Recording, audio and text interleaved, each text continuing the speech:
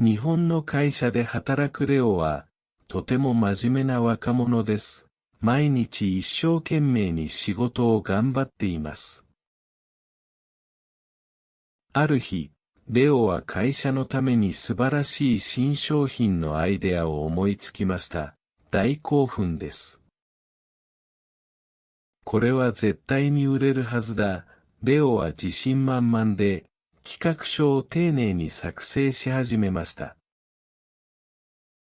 徹夜で資料を作り、翌朝、上司の田中部長のデスクへ向かいました。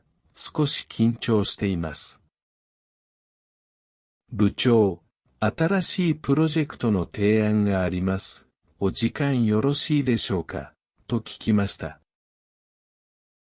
田中部長は優しく微笑んで、いいですよ、話を聞かせてくださいと答えてくれました。レオは熱心にアイデアを説明しました。市場のデータや売上の予測も詳しく話しました。多中部長は深くうなずきながら、なるほど面白いアイデアですねと相槌を打ちました。レオは心の中でやった、部長も気に入ってくれたみたいだと、とても喜びました。説明が終わると、田中部長はわかりました。前向きに検討しておきますと言いました。レオの国では前向きに検討するはイエスという意味です。彼は大成功だと思いました。ありがとうございます。では、早速準備を進めますね。とレオは笑顔で答えました。田中部長は少し驚いた顔をしましたが、と曖昧な返事をするだけでした。その日から、レオは新しいプロジェクトのために、さらに多くの時間を費やし始めました。毎日遅くまで残業し、デザイン案やスケジュール表をどんどん作っていきました。同僚の佐藤さんが、レオさん、最近すごく忙しそうですね。何をしているんですかと聞きました。レオは誇らしげに、部長が僕の提案にイエスと言ってくれたので、準備をしているんです。佐藤さんは不思議そうな顔をして、部長がイエスと言ったんですかと聞き返しました。レオははい、前向きに検討すると言ってくれましたよと明るく答えました。その言葉を聞いて、佐藤さんはなるほど。と苦笑いをして、自分の席に戻りました。レオは佐藤さんの反応が少し気になりましたが、そのまま仕事に集中し続けました。2週間後、レオは完成した詳細な計画書を持って、再び田中部長のところへ行きました。部長、例のプロジェクトの具体的なスケジュールが完成しました。見てください。田中部長は計画書を見て、とても困ったような表情を浮かべました。冷や汗をかいています。レオさん、これは、どういうことですか？まだ何も決まっていないはずですよ。レオはびっくりして、でも部長、前向きに検討するとおっしゃいましたよね。田中部長はため息をついて、あれは、すぐには進められないという意味だったんで。レオは頭の中が真っ白になりました。それなら、なぜノーと言ってくれなかったんですか？日本の会社では、はっきりとノーというのは失礼にあたるんですと部長は言いました。さらに部長は、今の予算では、この企画を始めるのはちょっと難しいですねと付け加えました。ちょっと難しい。レオはまた混乱しました。つまり、後ならできるということですか。田中部長は苦しそうに、いや、そうではなくて、当分は無理だということです。と答えました。レオはすっかり落ち込んでしまい、自分のデスクに戻りました。努力が水の泡です。昼休み、レオは休憩室でため息をついていました。コーヒーを飲みながら悲しんでいます。そこへ先輩の佐藤さんがやってきました。レオさん、どうしたんですか？元気がないですね。レオは田中部長とのやりとりをすべて佐藤さんに話しました。日本語は難しすぎます。佐藤さんは優しく笑って、レオさん、それは言葉の問題ではなく、文化の問題ですよと言いました。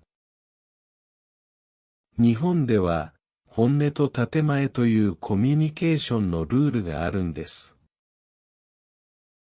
レオは首をかしげました。本音と建前、それはどういう意味ですか？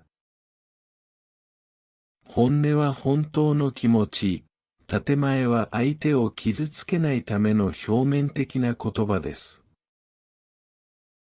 部長の検討しますは、レオさんのアイデアを否定しないための建前だったんです。相手の顔を潰さないように、遠回しに断るのが日本人の優しさの表現なんです。レオは少し納得しましたが、まだ不満がありました。でも、それだと誤解してしまいますよ。佐藤さんはうなずきました。そうですね。だから、日本人は空気を読む必要があるんです。言葉だけではなく、相手の表情や声のトーンから本当の意味を推測するんで。レオは部長の顔を思い出しました。確かに、少し困ったような顔をしていました。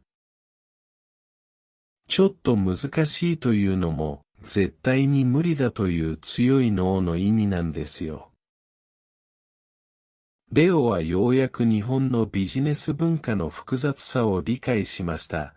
なるほど、奥が深いですね。でも、レオさんの企画自体がダメだったわけではないと思いますよ、と佐藤さんは励ましました。予算の問題と言っていたなら、予算を減らした別のプランを提案すればいいんです。レオの目に再び光が戻りました。そうか、まだチャンスはあるということですね。その日から、レオは日本のビジネス書を読み、文化について深く勉強し始めました。ただアイデアを出すだけではなく、会社の実情に合った提案をするように心がけました。コストを大幅に削減し、少人数でも始められる小さくテストするプランを作りました。